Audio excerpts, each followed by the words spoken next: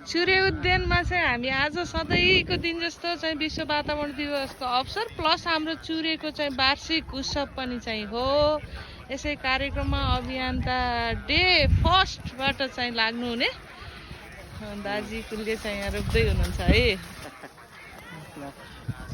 नारायण नेउपाने सरले पनि हाम्रो यहाँ चाहिँ बिरुवा आफै आँप ल्याएर रोप्नु भएको छ। सरलाई सधैँ आउनु भन्छु है म। एकदम म प्राय आउँछु मैडम, प्राय जसो आउँछु।